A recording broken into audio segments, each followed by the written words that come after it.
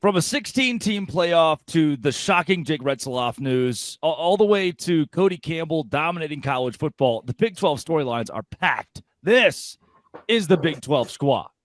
Is that how I usually intro that? It felt weird. You're talking ball with the Big 12 squad, sponsored by Game Time. From Oklahoma State to Utah, from Kansas State to BYU, from Houston to Texas Tech, it's the local experts of the Locked On Podcast Network bringing you scoops, breakdowns, and the most comprehensive preview of the upcoming Big 12 weekend. Buckle up, it's the Big 12 squad, and we have a seat for you. No hurt feelings and thin skin allowed. Squad up. You're part of the Big 12 squad. Happy Thursday, everybody. Welcome to the Big 12 squad. I'm Drake Toll from America's #1 Big 12 podcast, Locked On Big 12, with Jake Hatch of Locked On Cougars, Parker Ainsworth, Locked On Cougs. What's the difference? Cody Stovall of Locked On Oklahoma State, JT Westerfield talks all things Utah, Richie Bradshaw with the Sun Devils, and Derek Johnson of Locked On Jayhawks talking Kansas. Just got off of a jet ski in Lake Tahoe, and I have a wine. Such a fast flex. You are hilarious. You are hilarious. We should have done over and under on how quickly you opened with that. What was different? What was different is your face is on fire and the bed behind you is That's messy. not different. That's what's His different face is today. always on fire. It's wind burn, and I have a wine tasting to get to. So Jake Hatch, wind burn? Whoa. You never heard of wind burn? You said you were in Tahoe, not Catalina. I'm Wine calling tasting. bogus. Oh, yeah. Oh, what, there's not wine in Tahoe now? Not a mixer. Mixer Drake. That's great. Plenty of storylines abound. He's the journalist. He works KSL, right? Which is just like the best. Thank goodness KSL only talks good about BYU and terrible about Utah. Because rightfully so. Objective journalism. It's Jake Hatch, host of Locked On Cougars. Jake, take it away, boys. All right. He didn't even say he was going to do that. Wow. Well, with that introduction, guys, I think we've been hurt before, but what's the SEC doing? Torpedo on college football. That is the only logical answer. The question is, what does Greg Sankey have? He's got to have some benefit to absolutely torpedoing all of college football. At one point in time, it was just beneficial for the SEC. Yeah, we get that. But it feels like it's going beyond that. Like it's becoming personal. I don't get it. What I love here, what has to be happening here, right, is they understand that the schools in the Big 12 and the schools in the ACC are more valuable than like the Mississippi States in the world, and they haven't figured out how to get rid of them yet, right? Like if they thought those schools were more valuable, they would have already left. They haven't figured it out yet. And so they can't get rid of us. They can't do it because they know we're more valuable than the bottom tiers of their conference. Well, last week we talked about the pores. They haven't been able to find out how to get rid of their own pores. Let's just put it that way. Richie still feels his face when you say that every time. Okay, the other thing about this, because it does feel like it's personal, because he's calling out the ACC and the Big 12, saying that their coordinated statement, and then we have the head of Big 12's PR arm say there was no such statement put out. We never made a statement. Greg, what an idiot. statement are you referring to? Is there one it's just really unfortunate, especially when we just came to this agreement on this new, we'll reseed the playoff, just whoever the top teams are get to be up there at the top. I think that's such a favor to the Big 10 and SEC, it feels like too. And I know that I think the statement Commissioner Phillips put out was like, oh, it's a favor to the red. Like we're just doing right by the sport. It's terrible for the ACC and Big 12 in order to agree to that. But we all know the Big 10 and SEC are just going to get their way eventually. So now they just get it a year sooner. So Richie's going to speak on behalf of the member of us that I guess made the playoff last year. But I would point out before we get to the transitive property that Arizona State and Texas played very closely. Texas and Georgia played very closely. This is not as simple as math, but that math would indicate that the Big 12 champ would hang with whatever champ they put us out there with in a given year. Obviously, there's like one off year here, one off year there. That's just different. But in a given year, I think Richie's program in particular showed that we're fine and deserve the championship bye like anybody else would have.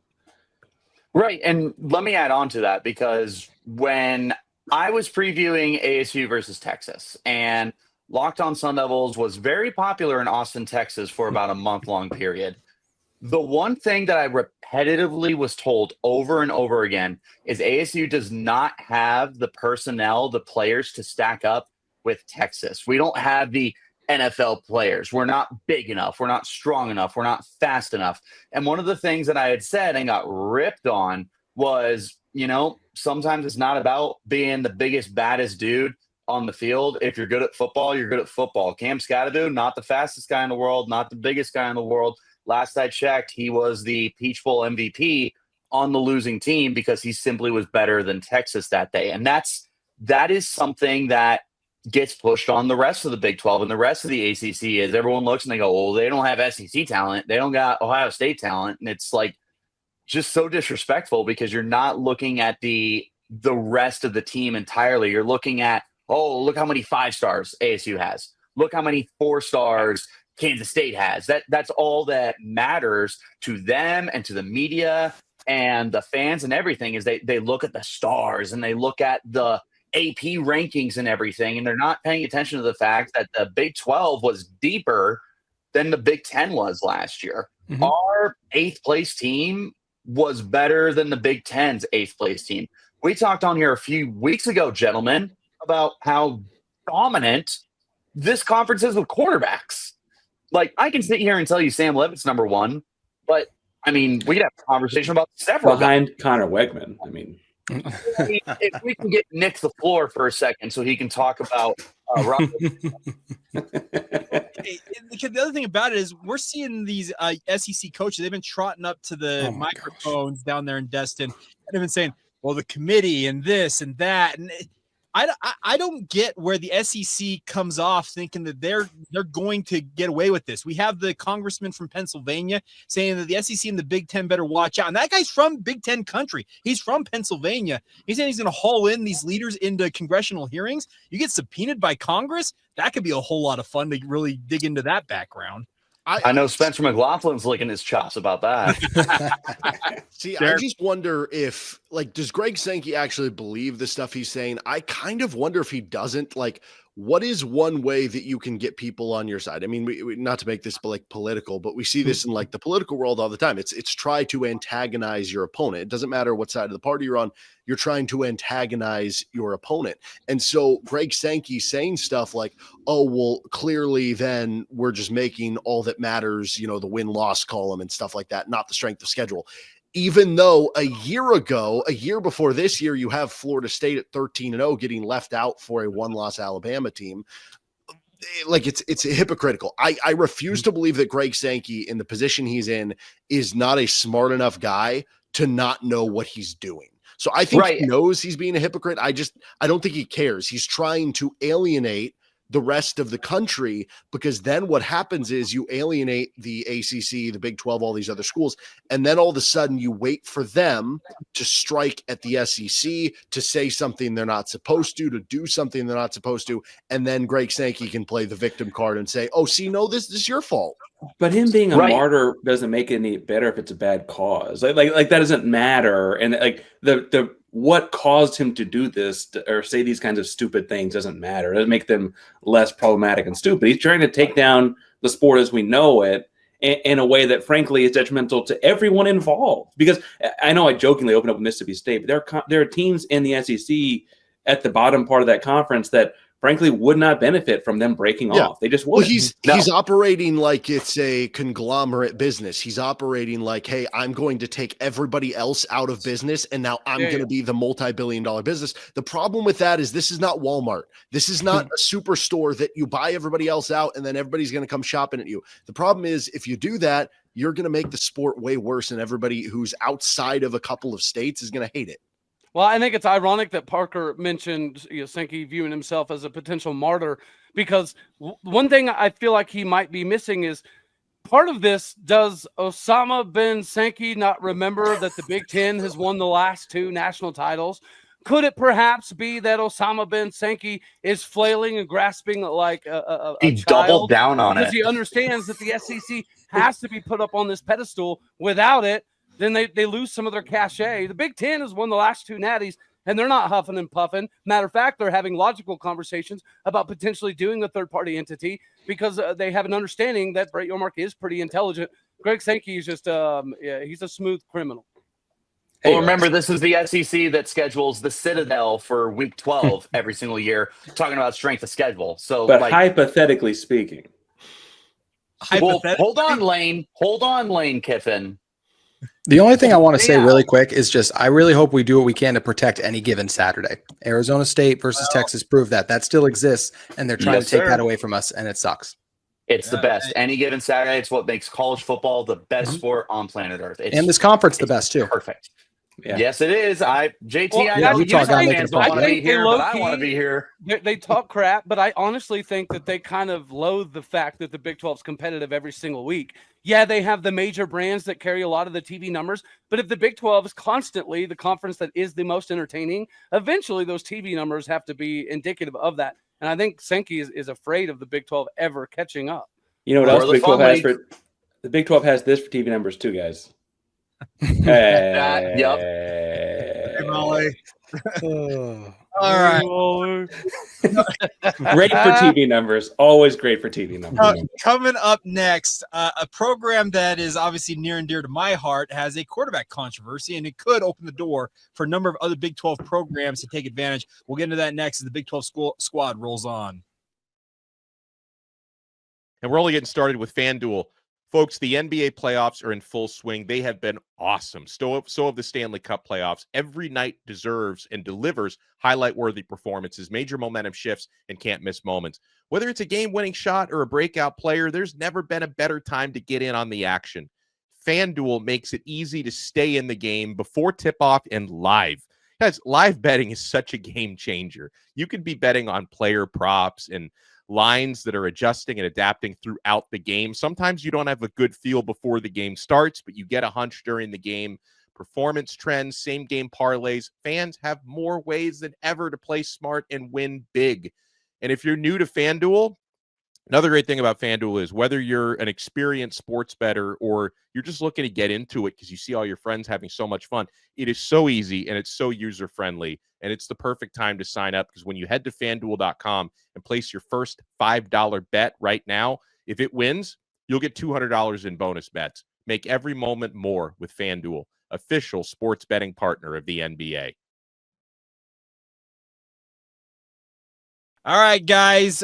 Big news out in Provo, Utah last week. BYU quarterback Jake Retzlaff facing a civil lawsuit alleging, among other things, sexual assault by a woman almost 2 years ago, going back to November of 2023. Obviously, there's a ton of this that is still unknown, so many different layers to this in terms of when it's going to go to trial and all this. But the one thing, and Drake and I have done it, we did a crossover edition. The biggest thing is it opens the door for other Big 12 squads to potentially jump into a spot that a lot of people thought BYU was going to be in this fall, and that is as a Big 12 contender, because you don't have QB1 in Provo. It seems to be a problem. Hey, thankfully for you guys, Alan Bowman is ready, and he's been on an 8-year mission to get better. You guys love your missions. You love elderly quarterbacks. Still there. I have one for you. How many doctorates does he have?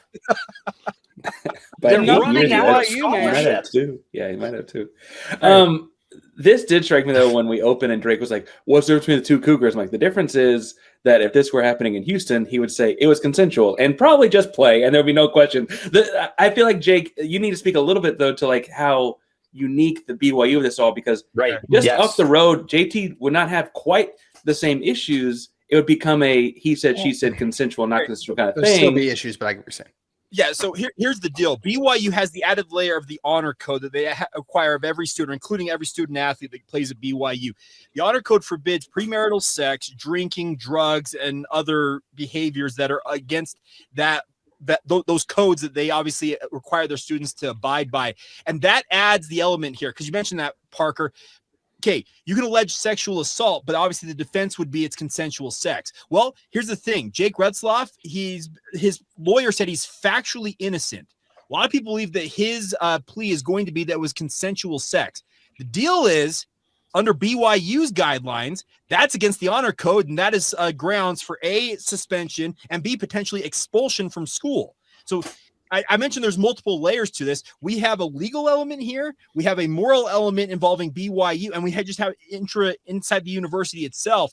They obviously have precedent previously of other athletes running afoul of the honor code, either being thrown out of school, withdrawing from school themselves to avoid being thrown out, and also facing suspension. So like I said, there are so many different elements to this, and I have no idea which way it's going to go. What was the Brandon Davies one? How long was he for the full year, or was that just a number of games? Davies withdrew from school late in that basketball season. That was Jimmer Fredette in 2011. He was actually he left school for an entire semester and then re-enrolled the following semester, essentially. So he missed about 6-ish months. Can't really do that in football, though. Exactly. And the other season. This being a civil lawsuit, I've had a number of legal experts say that the earliest this goes to trial is mid to late 2026. Well, that doesn't work with the timeline of this upcoming football season. No, and I want to stress though, while we're talking about going to trial and those kind of things, like we're all assuming innocent still proven guilty because that is the court of law. That's what we do here. And like obviously, if he's found guilty, like throw him under the stadium. That's a whole different thing, right? That's not what we're trying to say. But the BYU of it is what's interesting to me because they're clearly in the NIL game and going to have a quarterback involved. Like that doesn't seem like that doesn't seem like a question. But the BYU of it is also to me why.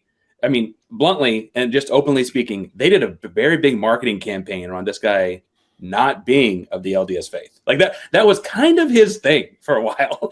And now he's doing non-LDS things. And it's like, whoa there, man. Come on, he labeled himself the BY Jew. That was the nickname he appointed himself when he arrived in Provo. He's a very active member of the Jewish faith. He's obviously got that deal with Manischewitz, which is one of the premier brands of kosher foods out there. He traveled with Bob Kraft to New Orleans for the Super Bowl on Bob Kraft's dime. He just went to Israel with a number of his teammates for Athletes for Israel, which is they go over every year and run football camps. They pick one football team, and it was BYU this year. The interesting level to this, guys, is Derek, you talked about Brandon Davies. Brandon Davies was a really, really good basketball player. But remember, that was Jimmer Fredette. We're talking the best basketball player in the country that was on that team. We're not talking about QB1 of a team that went 11-2 and finished inside the top 15 last year. We have never seen an athlete of this high a profile in Provo, to your point, Parker, who has really become almost a national and international sensation in some ways, face what he's facing right now. And the timeline on this is completely undefined, and we're under 100 days till the football season begins. Yeah, it's hard to believe when you factor that part of it into too. Like we're 100 days away, and that this level of a story is not just rocked even the state, the school, but even the Big 12 itself has been absolutely. There's so much still to be determined about this, and it's just going to be very interesting to see how it all plays out, what the timelines are, Jake. And I also do want to just commend you, Jake. I think you've done a fantastic job covering all of this. People like to say certain things about our network as a whole and the coverage we provide. I was very proud to call you a colleague last week. I thought you did a great job covering all of this and knocking it out of the park. So I also just wanted to give you your flowers there, my friend. Look at that. A compliment from a youth. There we go. Somebody had mentioned NIL earlier. One and only, man. This has kind of always been an issue with collegiate athletes, and it definitely goes both ways. There's equal amounts of hearsay versus actual, tangible evidentiary proof. But nonetheless, this should be factored into NIL nowadays a little bit more so.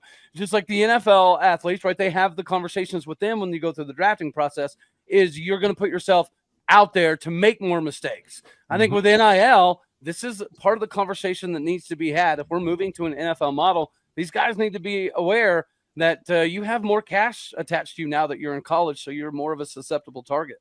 Mm-hmm. Well, and that's big time. Yeah, and that's the other thing is there are a number of Cougar fans out there, and I don't blame them for bringing this up, is why was this filed almost 18 months after the fact? Obviously, there was a criminal investigation done by Provo Police, and the quote from Provo Police Department was they had no actionable intel in terms of the investigation they had to move forward with anything. So like I said, the levels to this go deep, and there's it's absolutely insane to consider how many different things are gonna have to play out if Jake Retzlaff really ever hopes to see the field again for BYU. There's some pretty serious things leveled at the police, to your point, of in that article as well too. That's just a lot. There's a lot going on in that article. It's very, very sad, the state that we're in right now with everything that's going on. You've done a really good job of covering this, and can you explain a little bit? And I have questions about they kind of got her to say it was him at some point recently. And then how did that work? Because it wasn't that it wasn't reported because there was a DNA test done 18 months ago, but she didn't say who it was or something. Yeah, so initially she did not want to name who it was. And they had multiple victims advocates reach out to her. And they essentially had to go to her and say, hey, we've had reports of maybe another athlete who's been involved here. We want to see if it's the same name. And then she finally revealed the name. But then they've retracted that statement, so far as I'm aware, saying that they actually don't have corroborating, essentially, reports. They have a police report from that same period that they think is the same thing, but there's not names attached to it because this victim, the alleged victim, has never, I guess, to Provo Police Department's knowledge, ever positively identified to them who the suspect is. Oh. So I wish I could, and I have Cougar fans obviously across the country who are like, okay, well, Jake Retzlaff going to play for BYU? Straw poll. I think a lot of people think that just due to the layers of this and how prolonged the timeline could be, I have a hard time seeing it play out. But if this were a university, in your opinion, Jake, as someone who's followed this really closely, if this were a non-faith-based university, would he be playing this fall? I think it's so long as he said that he did not do it. Yes, if it was a secular university, like if it was a secular university, but the fact that this is a faith-based element and a university that obviously espouses the ideals it does, and obviously has that honor code that plays into this and has precedent of A, suspending athletes, and B, having them either leave school or kicking them out, that indicates to me that Jake Retzlaff may have seen his final snaps in a collegiate uniform. Yeah, unfortunately, with the honor code thing, if nothing happens, it kind of takes a little bit of credibility hit. It's just an unfortunate byproduct of all of this. Right. I mean, you talk about such a unique situation. Like Parker said, the difference between the Cougars is if this happens at the University of Houston, we're talking about a completely different situation than what's going on at BYU. So that just adds so many more layers to this that just complicates everything so much. And it's why this is such an intense conversation to be having. Yeah, well, we all know if he was playing for Georgia, this would have never even been a story. Nobody would have ever heard about it. Well, no, he'd be driving right now. He'd be driving. Right. Him and Mike Gundy, man. Greg Sankey would have been approving the first ever non-athlete NIL deal. Oh, and if this were at Florida, we'd hear about it in 15 years when a teammate did something crazy for the Patriots. That's a whole separate deal. Absolutely. Yeah, all right, coming up next. Money. We've talked a lot of money already today with the SEC, but money that actually resides in this conference. Do we have a power player in our midst that we need to prop up more than we already are? We'll get to that as the Big 12 squad rolls on. All right, gentlemen, Cody Campbell. That name has emerged, and obviously, if you were a Texas Tech fan, you know who Cody Campbell is. Played for Mike Leach, an offensive lineman for the Texas Tech Red Raiders. Has gone on to not only sell billion-dollar companies, but multiple billion-dollar companies, and then kind of just reconstitutes it and sells it for another couple $1 billion. And now he's running the Matador Club, and apparently here President Trump was going to be on that proposed collegiate summit that was supposed to be with Nick. Are we underrating the fact that we have a power player in this conference that I think needs to be propped up more than he already is?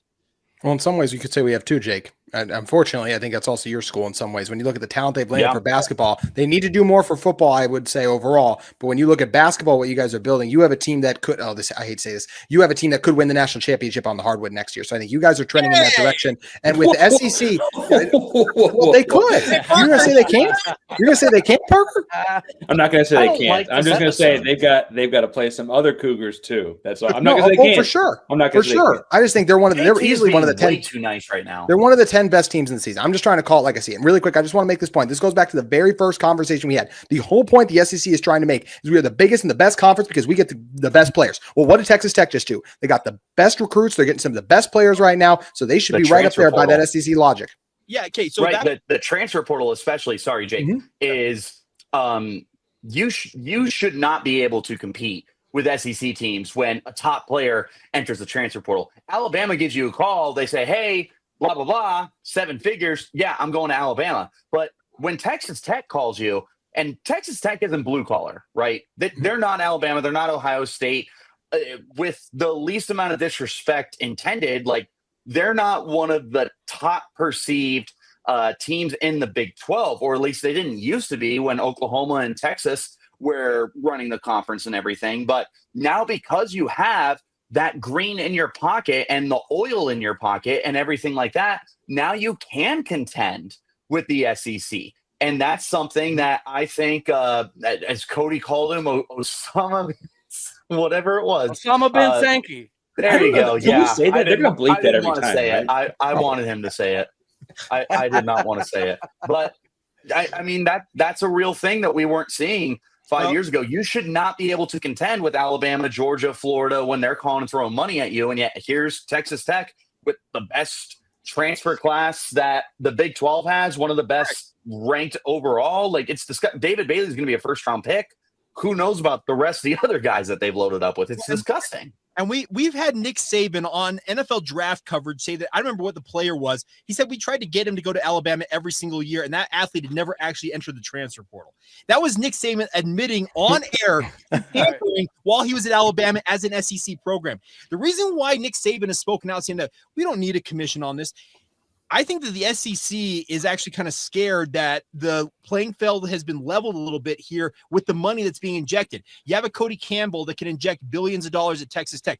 BYU, from what I understand, is they've got somewhere between 10 and 15, either hundreds of millions or billionaires in terms of they can dip into their pockets for NIL for BYU. That is going to level the playing field to a level that the SEC, I think, is frankly terrified of, because they want to continue to have the edge that they had, and Nick Saban had it for years and apparently doesn't mind admitting it after the fact. We are a couple months removed really quick from Alabama's athletic director saying we need more money, like putting a tweet out there to the fans. We need more money. I totally agree. I think there are several aspects about the current world of college football, like whatever someone else mentioned, the Big Ten has won the last 2 national championships, that scare the SEC. Yeah, and remember, this is the conference that prides themselves on it's just different. And now all of a sudden the Big 12 is right on their tails, and the Big 10 is as good as the SEC. I mean, I feel like we can make that argument, not even just because they won the last 2 national championships. I mean, I feel like if you stack some of the best Big 10 teams against the SEC, you're getting some pretty good competition. We saw that in bowl games. So, Illinois beat South Carolina. We saw Alabama lose to Michigan. Like, we've seen this.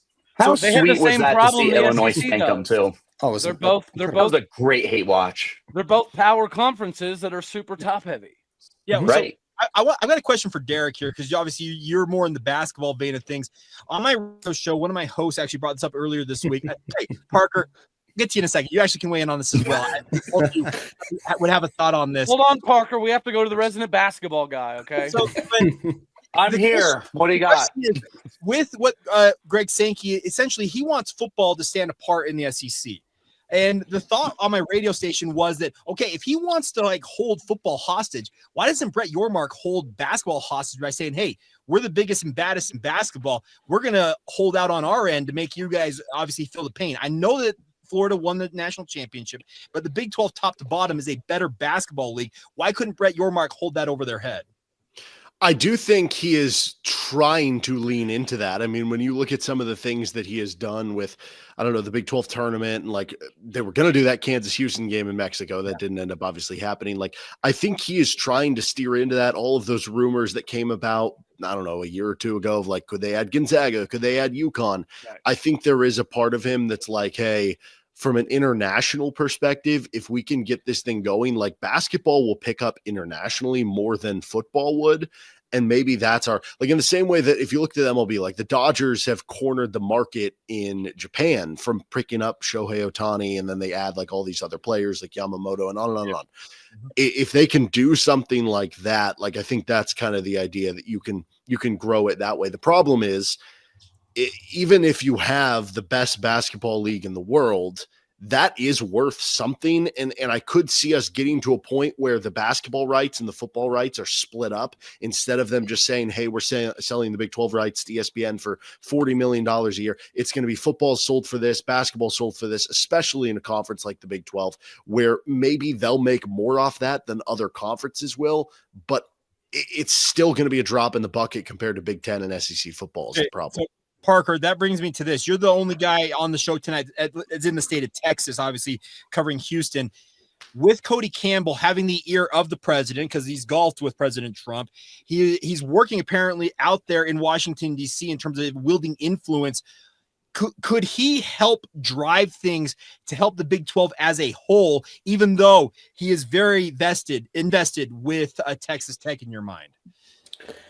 I think he could. I think the other thing that's nice to have there, though, with him is that he's not just like kind of a Big 12 guy. You mentioned he played for Mike Leach. Rest in peace, Mike Leach. And like I think that there's some aspect of this that, frankly, when he was at Tech, they were kind of the fun, kind of weird. They weren't Pac-12 after dark or Hawaii at midnight or whatever, but they certainly were like kind of different. And I think he appreciates like that there's a conference of like kind of different football that, like, as JT said, any given Saturday, you're going to get absolute chaos in the Big 12, right? That's part of the fun. It's a bunch of quarterbacks throwing for 400 yards and Cam Scatterbo running like crazy. Like, it's a bunch of fun stuff happening every Saturday. I think having him connect the conference in that way will help. I also think it's worth pointing out, though, that it's another billionaire. There are not a whole lot of those kinds of alumni. Arkansas is unique to the SEC that they've got a couple, but there is more of that in this conference, I think, than people realize, even if they're not all doing what Cody Campbell's doing with their money. I think these schools produce more of those kinds of alumni. And that's something they're going to have to rely on, because that's going to make up the revenue gap. That right there, you're going to have those billionaires, if they are so invested with these programs.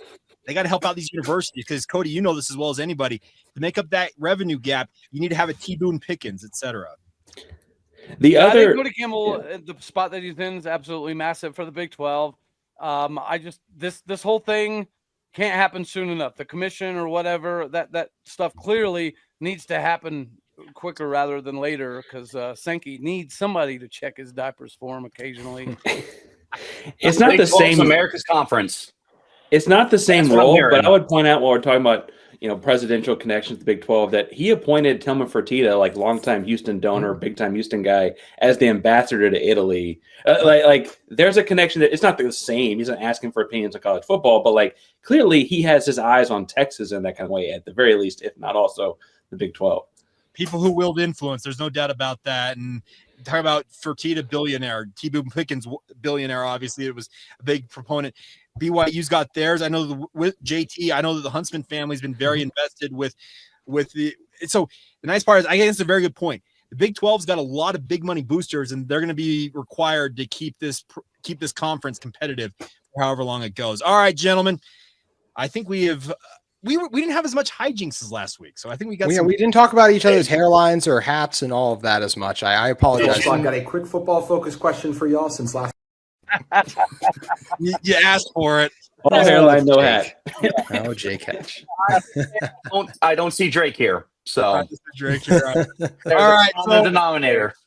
All right, so I'm Jake Hatch. I cover BYU Locked On Cougars. That right next to me is Parker Ainsworth, Locked On Cougs. That's Houston, for those of you keeping track at home. Cody Stovall next to him, Locked On Oklahoma State. Just below him, JT Wisterso, all things Utah Utes with Locked On Utes. Richie Bradshaw, Locked On Sun Devils. And our man Derek Johnson out there in the Sunflower State covering the Jayhawks for Locked On Jayhawks. As always, thank you for tuning into the Big 12 squad. And as Drake likes to say, Dose Grande.